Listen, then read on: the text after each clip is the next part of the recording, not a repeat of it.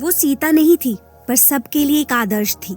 सीमा एक ऐसी औरत जो हर रिश्ते में खरा उतरी, अच्छी बहू, अच्छी माँ और सबसे बढ़कर एक वफादार पत्नी। पर आज वही सीमा सबकी नजरों में गिर गई है, क्योंकि 45 साल की उम्र में उसे प्यार हो गया था।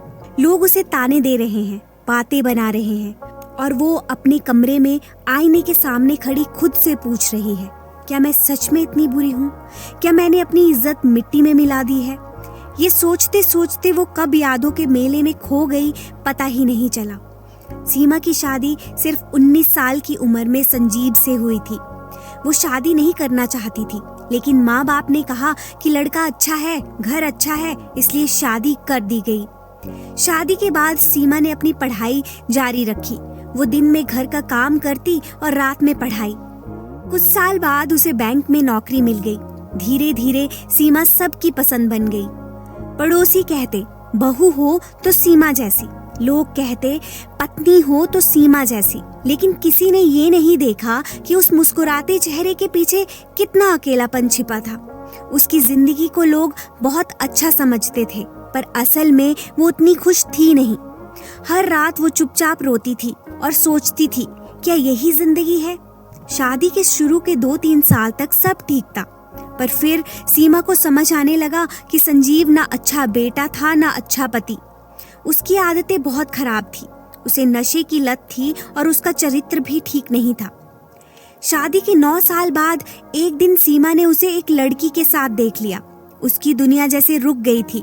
घर में जब बात फैली तो सबने कहा, गलती हो जाती है। सास ससुर ने समझाया, सीमा बच्चों के बारे में सोच, औरत को थोड़ा तो एडजस्ट करना ही पड़ता है। सीमा के जुड़वा बच्चे थे जो शादी के 8 साल बाद हुए थे। वो बस उन्हीं के बारे में सोचकर चुप रही। जब उसने अपनी माँ को अपनी तकलीफ बताई तो माँ ने भी कहा, आदमी ऐसे ही होते हैं बेटा, समय लगेगा पर वो सुधर जाएगा। संजीव ने भी माफी मांगी और वादा किया कि अब कभी ऐसा नहीं करेगा। और कहीं न कहीं सीमा समाज के दबाव और रिश्तों के डर में अपनी जिंदगी की पहली बड़ी गलती कर बैठी। उसने सब माफ कर दिया, पर संजीव कभी सुधरा ही नहीं। उसका चक्कर कई लड़कियों के साथ चलता रहा। सीमा ने उसे कई बार पकड़ा, पर बच्चों के बारे में सोचकर हमेशा चुप रही। अब शादी को करीब 26 साल हो चुके थे, पर उनके आपसी रिश्ते बिल्कुल खराब थे। बातचीत लगभग बंद थी। बच्चे भी लगभग 18 साल के हो चुके थे और अपनी अपनी जिंदगियों में व्यस्त थे। सीमा बिल्कुल अकेली हो गई थी, या शायद इसी अकेलेपन में ही एक गलती हो गई। वो अपने बैंक के क्लाइंट के करीब आ गई। इस नजदीकी ने उसके दिल में एक अलग सी उम्मीद जगा दी, और उसी उम्मीद ने उसे एक ऐसा रास्ता चुनने पर मजबूर कर दिया जिसे बाद में लोग उसकी सबसे बड़ी भूल कहने लगे। अनिरुद्ध सीमा के बैंक का एक रेगुलर क्लाइंट था। वो अक्सर बैंक आता और काम के बहाने सीमा से बातें करता। एक दिन उसने सीमा से कहा, अगर कभी कोई काम हो तो मैं आपको कॉल कर लूं, इसीलिए आपका नंबर चाहिए। और उसने सीमा का नंबर ले लिया। शुरुआत में अनिरुद्ध सिर्फ काम के लिए फोन करता था, लेकिन धीरे धीरे वो बिना किसी वजह के भी बात करने लगा। सीमा ने पहले तो ऐतराज किया, पर धीरे धीरे उसे भी अनिरुद्ध का फोन आना अच्छा लगने लगा। सालों बाद सीमा के चेहरे पर फिर से मुस्कान लौट आई थी। उसकी आंखों में एक नई चमक थी। अनिरुद्ध कई बार उसे बाहर चलने के लिए कहता, पर वो हर बार मना कर देती। फिर एक दिन उसे किसी काम से बाहर जाना पड़ा। उसने ये बात अनिरुद्ध को बताई और अनिरुद्ध भी वहीं पहुंच गया। शुरू में सीमा को अजीब लगा, लेकिन उस हफ्ते जब वो रोज उससे मिली तो उसे अच्छा लगने लगा। अब वो अनिरुद्ध से प्यार करने लगी थी। घर लौटकर वो अक्सर अकेले में सोचती, क्या मुझे संजीव से रिश्ता तोड़ देना चाहिए? क्या मुझे अपनी फीलिंग्स अनिरुद्ध को बता देनी चाहिए? करीब 6 महीने बीत गए थे। अब उनकी बातें बहुत गहरी हो चुकी थी। एक रात फोन पर बात करते हुए सीमा ने हिम्मत करके पूछा, अनिरुद्ध, तुम मेरे बारे में क्या सोचते हो? अनिरुद्ध ने कहा, सीमा, मैं भी तुमसे प्यार करता हूँ, मैं तुम्हारे साथ रहना चाहता हूँ। उसने पूछा, क्या तुम मेरे साथ डिनर पर चलोगी? सीमा ने पहली बार हाँ कह दी। वो दोनों एक ही शहर में रहते थे, पर बैंक के बाहर कभी नहीं मिले थे। सीमा को डर था, अगर किसी ने देख लिया तो लोग क्या कहेंगे। लेकिन उस रात वो एक बहाने से घर से निकल गई। एक महंगे होटल में अनिरुद्ध उसका इंतजार कर रहा था। सीमा के दिल में डर भी था और खुशी भी। दोनों साथ बैठे और बातें कर रहे थे। तभी अचानक वहां उसका पति संजीव पहुंच गया। उसने सबके सामने तमाशा किया, सीमा को बुरा भला कहा, चिल्लाया और उसे सबके सामने अपमानित कर दिया। सीमा टूट गई और वहां से चली गई। जब संजीव घर लौटा तो उसने बच्चों और सास ससुर के सामने सीमा की बेइज्जती की। सबने उसे बुरा भला कहा।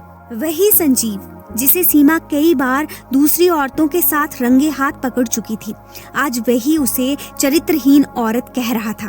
सास ससुर भी उसका साथ दे रहे थे, यहाँ तक कि बच्चे भी बोले, हमें शर्म आती है कि आप हमारी माँ हैं।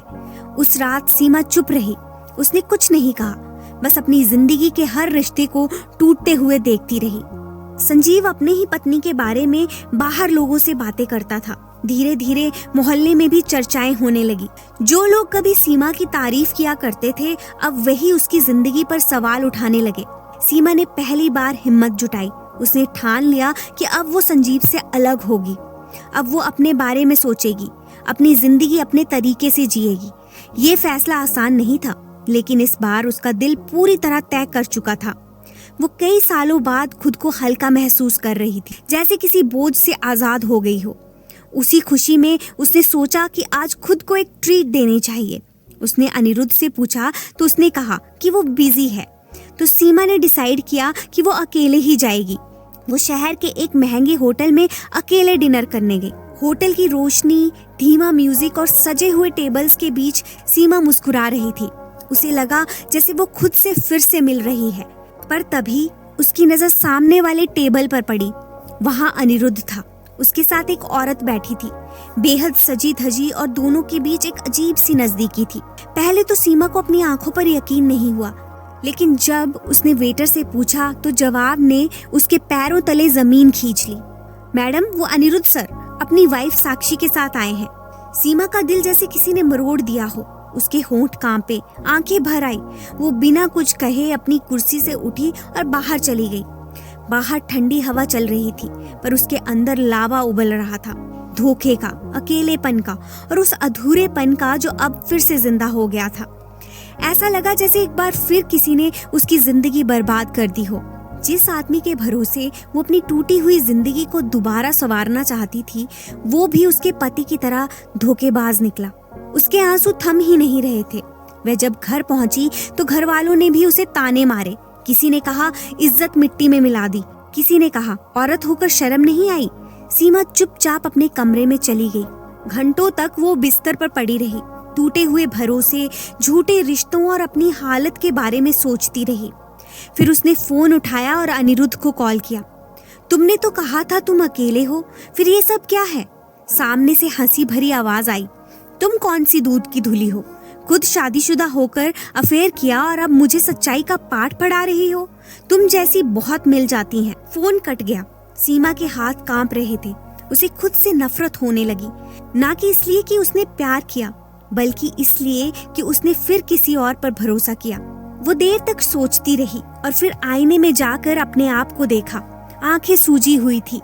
उसने पहली बार खुद से कहा, अब बहुत हो गया, अब शायद थक गई हूँ मैं, अब और नहीं सहा जाता। अगले दिन जब 10 बजे तक भी सीमा अपने कमरे से बाहर नहीं आई तो घर के लोग उसके कमरे के पास पहुंचे। दरवाजा अंदर से बंद था। कई बार आवाज देने पर भी कोई जवाब नहीं आया। दरवाजा तोड़ा गया और वहां एक अजीब सी शांति थी।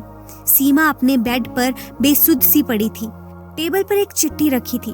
उसमें लिखा था, कभी किसी की झूठी मोहब्बत पर भरोसा मत करना।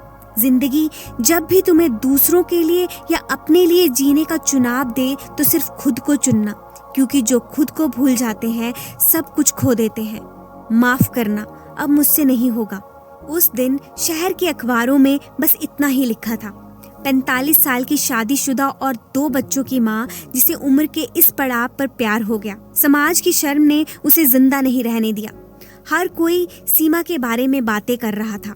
कोई कह रहा था, अरे इस उम्र में भी कोई प्यार होता है? तो कोई कह रहा था, शायद यही औरतें घर तोड़ती हैं। लेकिन किसी ने ये नहीं पूछा, क्यों एक औरत जो पूरी जिंदगी सबके लिए जी, आखिर एक दिन अपने लिए जीना चाही तो उसे मरना क्यों पड़ा? सीमा की कहानी वहीं खत्म हो गई, पर उसके सवाल आज भी जिंदा है। उसने अपने पति की हर बड़ी गलती माफ की, उसके धोखे, उसके झूठ, सब कुछ सहा।